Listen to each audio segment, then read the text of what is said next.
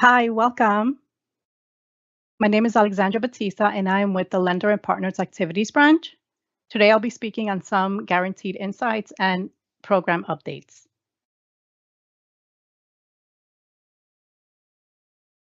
In today's agenda, I'll touch on the following topics: updates and income limits, handbook changes, building a complete application, key to faster conditional commitments, resubmission policy, some FAQs, lender award ceremony of 2025 and gearing up for 2026, and some lender resources that will be helpful to all our lenders. The recent updates include the elderly family deduction increase, existing manufactured homes, updated the eligibility requirements for non-US citizens, and changes in appraisal photos. Here, the elderly household deduction has increased, and attachment 9A will reflect these changes soon. This change will permit loan applications that meet the elderly family definition to benefit from this increased annual deduction. Effective immediately, this annual deduction has increased from $400 to $525 per household. Gus is correctly applying the increased deduction. However, the handbook revisions are still in process, but will be published in the near future. The second update is what used to be the Manufactured Housing Pilot, the Manufactured Housing Pilot Program. Originally launched on August 12, 2026, the program was limited to certain states. However, the final rule published on January 3rd, 2025 has introduced significant changes to 7 CFR 3555, allowing existing manufactured homes that meet specific criteria to qualify for financing. The effective date for this final rule is May 5th, 2025, as published in the Federal Register. The program has broadened the reach of the single-family housing guarantee loan program and enabled more families in rural areas to benefit from it by increasing the number of homes eligible for financing. The key eligibility requirement include the manufactured home be placed on a permanent foundation, be classified as real property, have a floor area of not less than 400 square feet, have a manufactured date that is within 20 years from the date of loan closing. And the manufactured home must meet or exceed the federal manufactured home construction and safety standard value zone for the geographic area the unit will be placed. Existing manufactured home under the pilot program were not previously supported by GUS, the Guaranteed Underwriting System, and needed to be manually underwritten.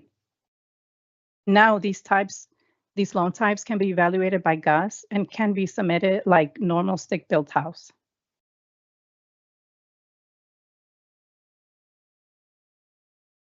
Here, the Single-Family Housing Guarantee Loan Program has updated the eligibility criteria on non-US citizens. You can see the updates to Chapter 8 of the Handbook 13555. In addition, USDA has posted a job aid to help assist in determining eligibility.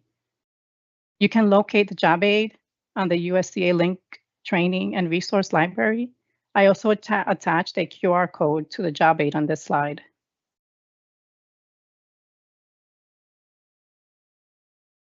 And the fourth update is that per HUD Mortgage Letter 2025-18, FHA removed the requirement for appraisals to include photos of the attic and crawl space. It also removed the requirement of a photo of condo common area and shared amenities. Chapter 12 still lists the photos, but in the meantime, while the revisions are in process, we will be accepting appraisals without photos of the attic and crawl space to remain consistent with the industry. And now to another update. This one reflects the income limits increase for the single-family housing guarantee loan program for 2025 to better reflect the changes in income levels. This update was released on June 18, 2025. You can find the revised limits on the eligibility website and on the Handbook 13555, Appendix 5. I have also included a link to the eligibility website on this slide. Okay, now let's take a look at some of those recent handbook changes. Starting with Chapter 4, under lender responsibility, we updated the section on avoiding conflict of interest. Individuals that have a direct impact on the mortgage transaction, for example, underwriters, appraisers, inspectors, engineers, are prohibited from having multiple roles or multiple sources of income, either directly or indirectly in a single rural development transaction.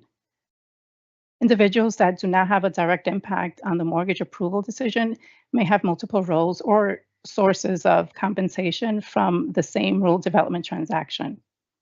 Individuals with a role in the mortgage transaction who are also the applicant may not participate in any part of the loan origination, approval, or closing process on behalf of the lender. Lenders remain responsible for complying with all applicable federal lending laws. Here in Chapter 5, it clarified all loan application must be submitted via GUS, and the manual file submission job aid should be referenced. It also clarified that lenders must use a login.gov account. And in Chapter 8, it was clarified that when the application is submitted, the lender will confirm that a SAM check has been performed by recording the date in GUS. It also referenced the manual file submission job aid intended for submitting files that GUS does not support. In Chapter 9, this one is a biggie. It clarified taxable income for a housing allowance that should be included in annual income. It also added guidance for verifying previous employment. It clarified IRS Form 8821 is an acceptable method to request IRS tax transcript, and it mentioned the number of household members that must be identified in GUS. In this update, it added direct third-party verification to the options for verifying assets. It clarified reserves entered into GUS must not exceed the balance on the most recent monthly bank statement. However, lenders may choose to use a lower balance at their discretion. And continuing here with the handbook changes, Chapter 10 clarified multiple verification of rent may be combined to make up the required 12-month history when no gaps exist. 2 tray lines are required, the VOR plus additional tray line. It also combined the disputed account guidance into one section in the Handbook 13555, Attachment 10A, and these combined disputed account guidance are on page 14 and 15. In this chapter update, it clarified the credit report for non-purchasing spouse is maintained in the lender's permanent loan file, and it revised the list of community property state and territory. The list provided is not all-inclusive, and it remains the lender's responsibility to ensure compliance with all states' requirements. Here in Chapter 15, in this chapter update, it clarified all loans requests must be submitted through GUS, and it also referenced the manual file submission job aid. It revised checklists to correspond with the applicable chapter revisions. In Chapter 16, here it clarified attorney opinion letters are acceptable alternative to title insurance in some instances. For example, manufactured home and leasehold estates are ineligible for attorney opinion letters, and it also provided a chart to clarify the requirements of each. And it also updated the email address for self-report, which is SFHGLP quality.qualityassurance@usda.gov.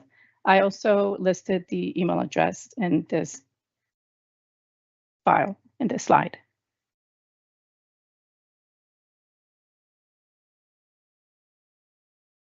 Okay, now let's begin to build a complete loan application. There are 4 key steps to submitting a complete application, and following these steps carefully and consistently will ensure your files are reviewed and approved as quickly as possible. Let's look first at the loan submission types. We have accept full documentation, refer, and refer with caution. It is important to know the different types of applications so you know what documents are required to be submitted to rule development based on GUS underwriting recommendation. GUS loans that receive an accept underwriting recommendation generally require a minimal submission of documents. In some cases, however, a GUS accept loan may receive a full documentation review condition, which will be listed under the lender's prior to conditional commitment condition, and additional documentation will be required. Loans selected for a full documentation review are randomly selected for a data integrity review. GUS accept full doc will require the attachment 9B transmittal summary or something equivalent to be submitted showing income calculation. Loan requests that receive a refer or refer with caution underwriting recommendation require further review and will require a full document submission, just like accept full doc. Refer with caution also require the same attachment 9B transmittal summary or equivalent to be submitted showing income calculation. Lenders must review their GUS findings report and submit documentation accordingly. All submissions will utilize the attachment 15A, the loan origination checklist found at the end of chapter 15 in the handbook. Agency staff will now review a loan file that is incomplete and will condition for missing loan documents. Files that are severely incomplete will be released back to the lender and create delays. Regardless of the GUS underwriting recommendation, you will need to upload all documents via GUS application. There is no need to email anything to rule development.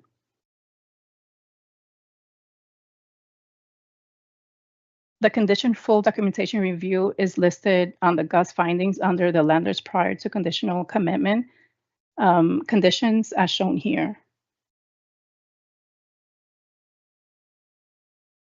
So step 2 here, building a complete loan application. Make sure you submit a complete and accurate form RD 3555-21, the request for single-family housing guarantee. This is the number one reason conditional commitments are delayed, is because the form is submitted with incomplete or inaccurate information.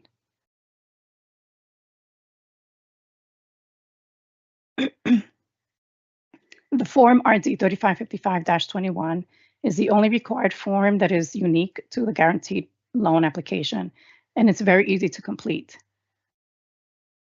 Something to remember is that most of this information will be pre-filled from your GUS application. It can then be printed for the applicant and lender to sign, but it can also be signed electronically. Make sure you're using the most current version of the form that is posted on the USDA Forms website.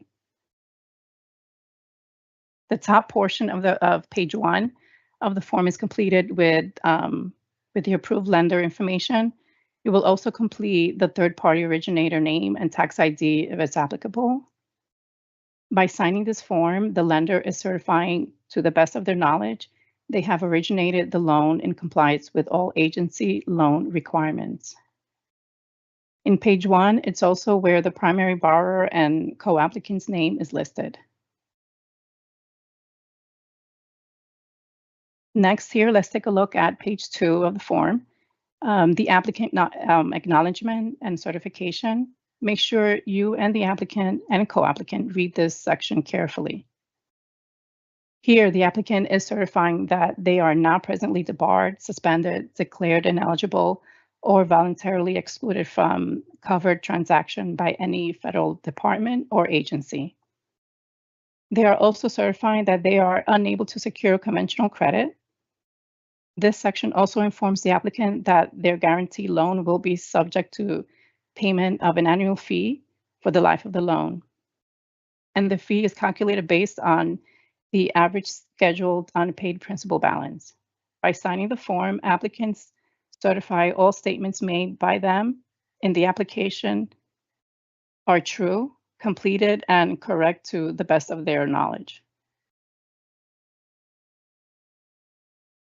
So income calculation and attachment 9B are no longer provided on the form RD 3555-21, but I just wanted to mention this since it is one of our issues in delaying the issuance of the conditional commitment. The lender should document their income calculation for all adult household members on optional attachment 9B or the underwriting transmittal summary, the 1008, or a similar form. Income calculation must be performed for all loan, but GUS Accept loans will not require the submission of these calculations to the agency, but the calculations for Accept loan must remain in the lender's permanent file. The totals of the calculation must match the information entered in GUS. For more information on income calculation, please review our module on annual adjusted and repayment income and Chapter 9 of the handbook.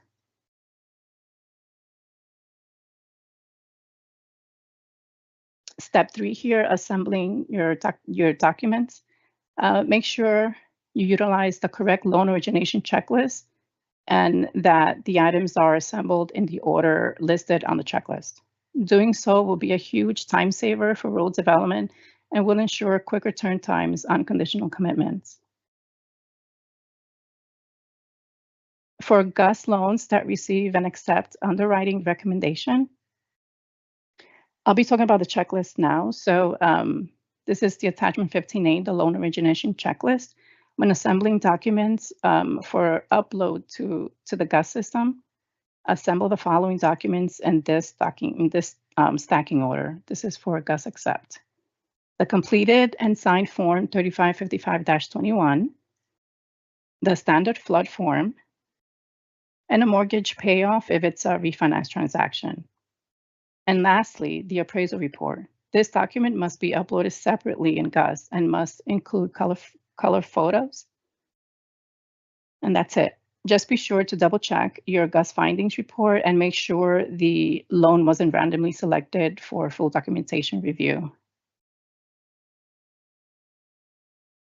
And here, this is page 2. Follow the checklist on page 2 of the attachment 15A.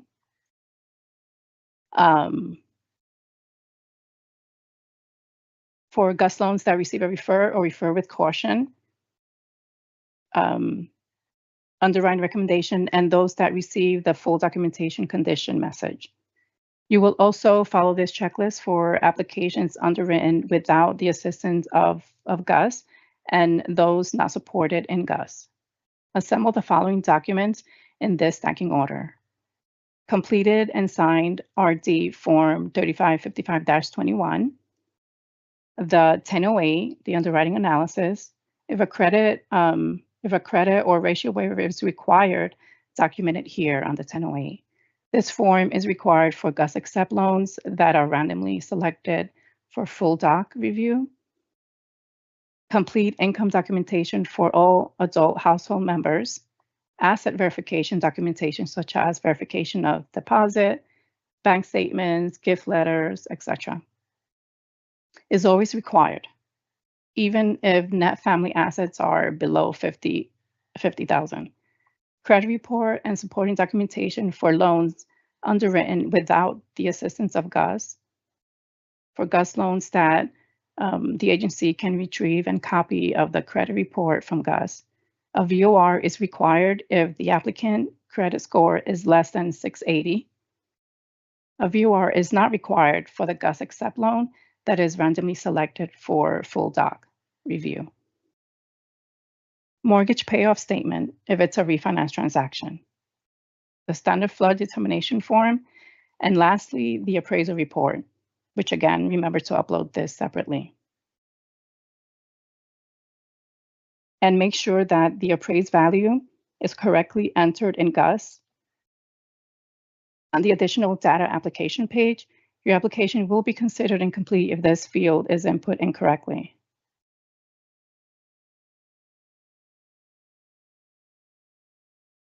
The last checklist on the page 3, attachment 15A, is for Streamline Assist Refinance Loans. Assemble the following documents in this stacking order. Completed and signed 35 RD 3555-21, the 1008, the underwriting analysis, and uniform residential loan application. A complete income documentation for all adult household members, asset verification documentation, and the existing loan must have closed at least 180 days prior to submission to the agency and have a mortgage payment history which has not been late greater than 30 days within the previous 100-day period. An appraisal only if the original loan was a direct loan and subsidy recapture is due. As a reminder, Streamline Assist refinance loans are not supported in GUS and must be manually underwritten. For easy reference, the complete manual submission job aid can also be found in the link library under the loan origination section.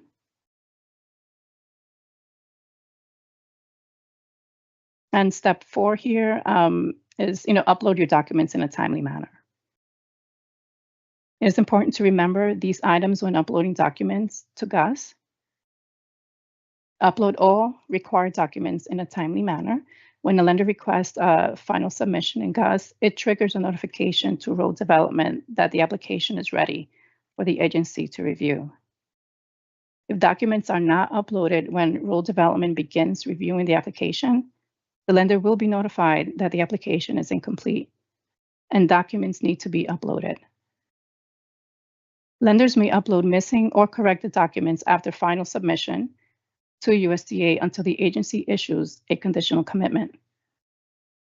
It is the lender's responsibility to notify the agency once the documents have been uploaded, as GUS does not notify Road Development when documents are uploaded after the final submission has been requested.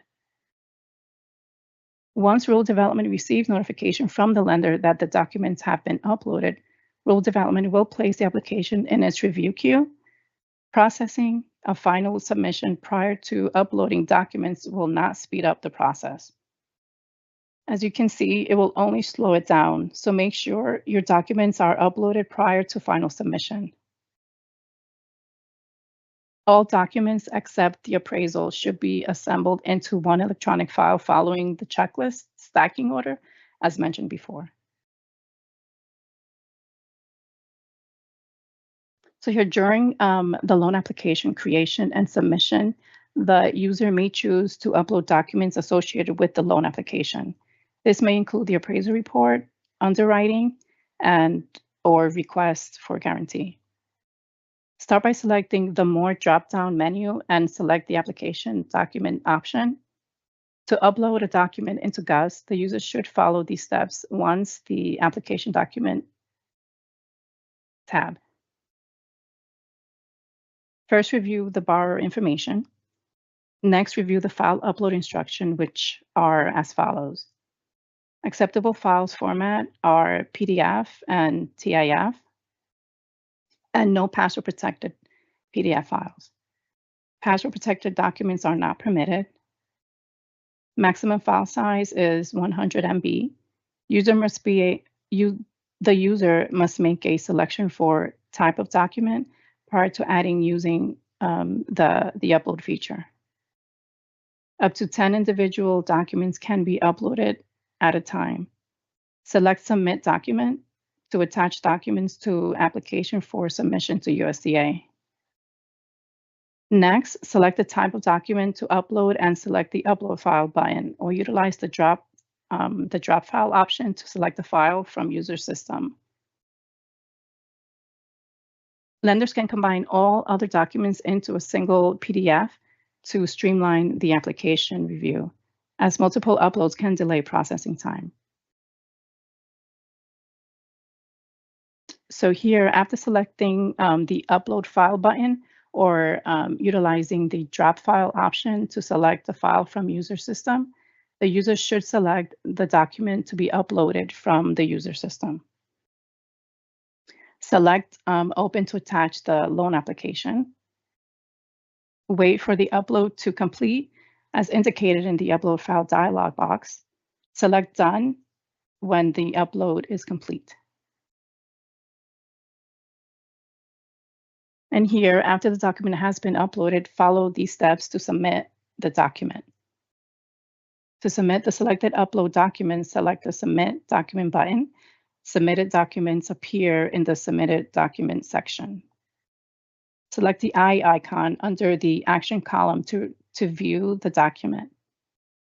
Use the Action button to navigate through the submitted documents when there are multiple pages of submitted documents. The first button brings the user to the first page of the results. The previous button will take the user back one. And the next button moves the user forward one page, and the last button takes the user to the last page of submitted documents. Some additional notes: users can continue to upload and submit documents even after final submission of the loan application while the application status is pending. Only PDFs and TIFF files may be uploaded in the Document Application tab. The system allows for file up to 100 MB for most documents. Please note, it may take several minutes for the upload process to complete and for documents to be viewable. And here, during the loan application creation and submission, the user may choose to generate and display the form RD 3555-21. Generating the form begins by navigating to the Request Forms tab. To navigate to the page, select the More drop-down menu and select the Request Form option. Some additional notes here is that up to 5 borrowers can be selected at a time as part of the request form. The form saves and renders as a pop-up. If the form does not render on your screen, please check your browser pop-up settings and ensure pop-ups are enabled for the site. Okay, now let's avoid some conditional commitment delays here. Now let's discuss some discrepancies that we have observed, which are causing delays in the issuance of the conditional commitment.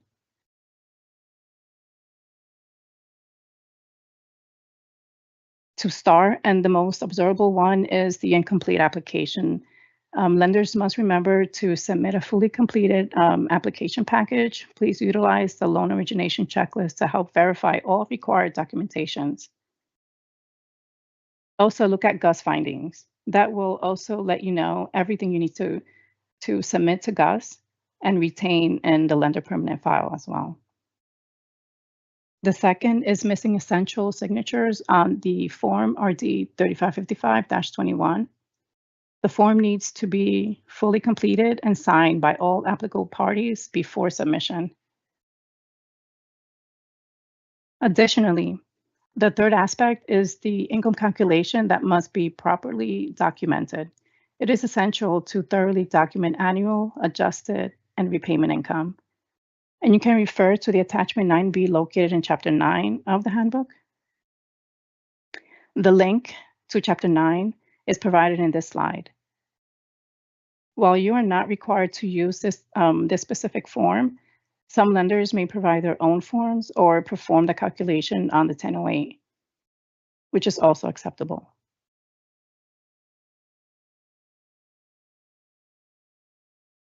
All right, so before you email our production team to ask for a release of GUS due to a change in the application, let's make sure we avoid any delays. Let's next examine which changes impact the underwriting recommendation and which ones do not. Also, these requests should be emailed to the specific origination and processing division team that originally issued the conditional commitment. Okay, so if there has been any changes that would negatively affect the application ability to repay the mortgage, Since the conditional commitment was issued, those changes must be reviewed and approved by Rural Development prior to closing. To avoid closing delays, loan processors, loan officers, underwriters, and closers must work together to ensure they allow Rural Development ample time to review changes that require Rural Development's approval. This slide here lists changes that do and do not require Rural Development's approval. I want to add another item not required to request a release of GUS, and it's that once the credit report is about to expire after a final submit has occurred by the lender and a conditional commitment has been issued, that the lender must retain the updated credit report in their permanent file if no adverse impact occurred that would affect the outcome of the loan or underwriting recommendation.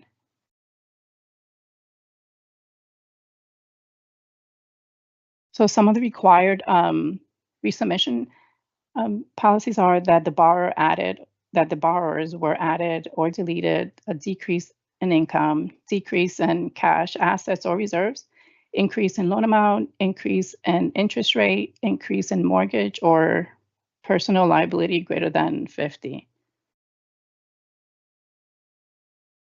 Okay, so now let's answer some of the frequently asked questions from our lenders.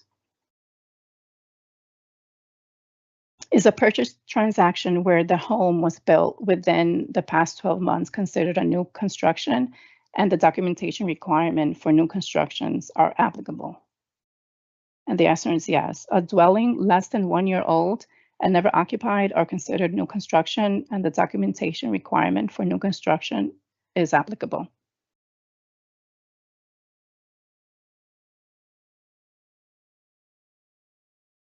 And the next question here, an applicant already owns land and wants to build a home on the property.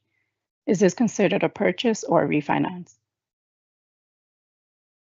So even though the land is already owned by the applicant, lenders should select purchase in GUS for this type of transaction.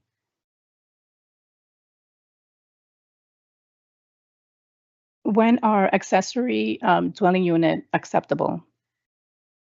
So it's acceptable when the appraiser determines the unit does not represent a second single-family housing dwelling, and the ADU is not income producing.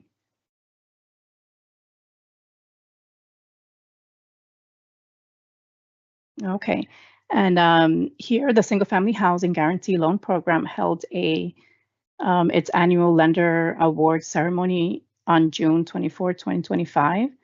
This event aimed to honor some of the outstanding achievement in promoting homeownership by our lender partners. Both live and virtual audiences enjoyed opening remarks from our program's top leadership, including Christine Meckley, Deputy Administrator of Single Family Housing, and Ingrid Ripley, Executive Director of the Single Family Housing Guarantee Loan Program. In this slide, we see our top originating wholesale and local lenders. And we also recognize our top secondary market partners, with the first place awarded to Oriental Bank and the top underwriting quality award going to HR Mortgage. It's such a great moment to acknowledge the success of our most accomplished lending partners and to celebrate their commitment to our program for low and moderate income families throughout rural America. Additionally, I want to emphasize that we greatly value and appreciate the exceptional partnership we have with all our lending partners. Your contribution truly makes a significant impact in assisting rural home buyers in achieving their dream of homeownership. So thank you.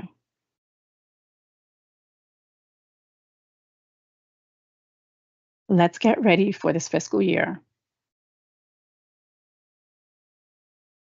Okay, so let's gear up for fiscal year 26. As we all know, the start of each fiscal year, October 1st, there will be a short period of time, roughly about a week, when funding for guaranteed program is unavailable. During this temporary funding lapse, conditional commitment, the form RD 3555-18/18E, will be issued subject to availability of commitment authority for both purchase and refinance transactions. A GovDelivery announcement was sent out on September 8th, 2025. It shared specific details regarding the fiscal year 26 funding process.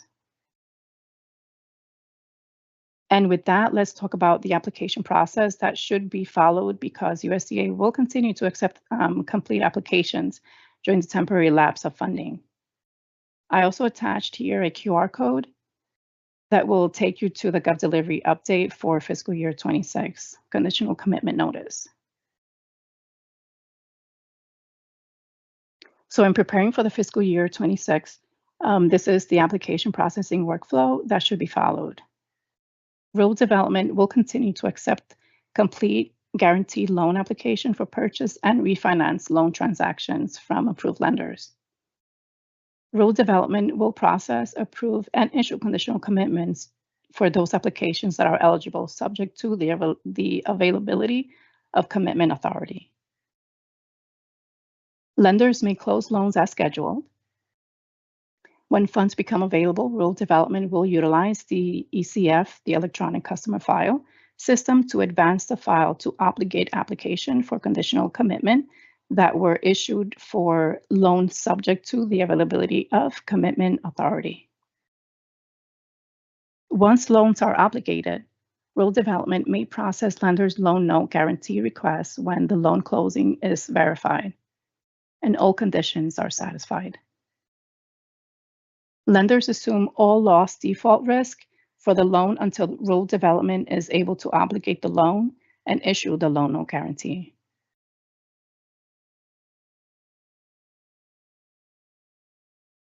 Okay, let's now review a couple of resources available to you to help navigate our program better.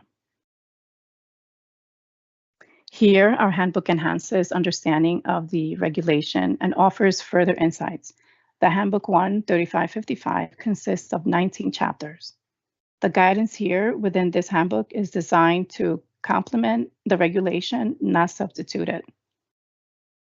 You can locate the handbook and the regulation either on the link, contact and resource page, or on the USDA Rural Development site. The QR code will send you directly to the handbook page when needed, and I also added a link that will take you to the electronic CFR regulations page. This is the link right here.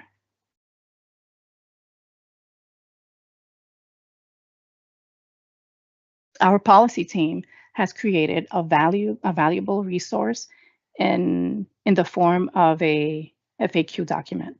This document addresses insightful questions from lenders seeking a clearer understanding of how regulations and handbook policy apply to a specific circumstance. It includes excellent examples and some unique scenarios that illustrate these concepts effectively. We encourage you to take a moment to review this document.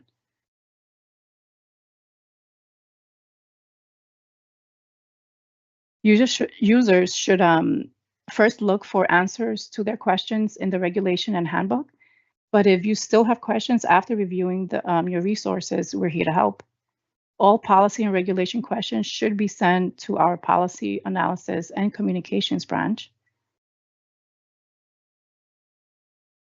And are you in need for a refresher USDA training? Reach out to the Lender Partner Activities branch and also take a look at the updated lender training page.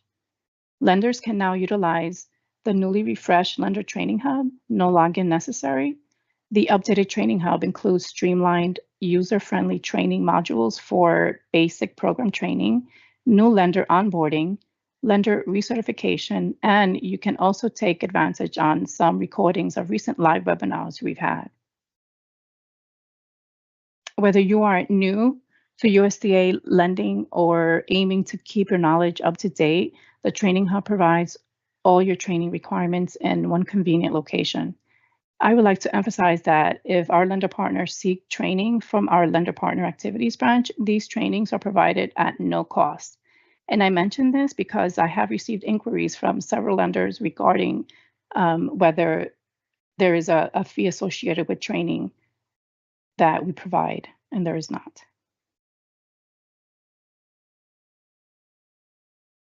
Here, your primary source for originating and servicing resources, as well as guides, is the USDA link training and resource library page. The link homepage has recently been revamped to feature turn times for conditional commitments, enhancing both its design and functionality. This platform serves as an essential source of information, so it is advisable to bookmark it for convenient access, as you will likely find yourself visiting it frequently.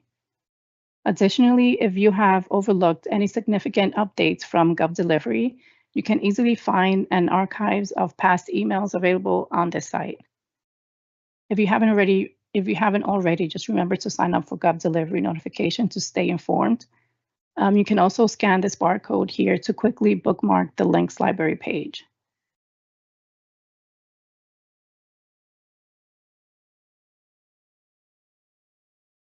And with that, I leave you. This concludes our training session. I would like to express my gratitude for taking time out of your busy schedule to join us today.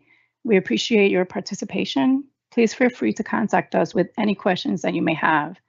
And I wish you all a wonderful remainder of your day. Thank you.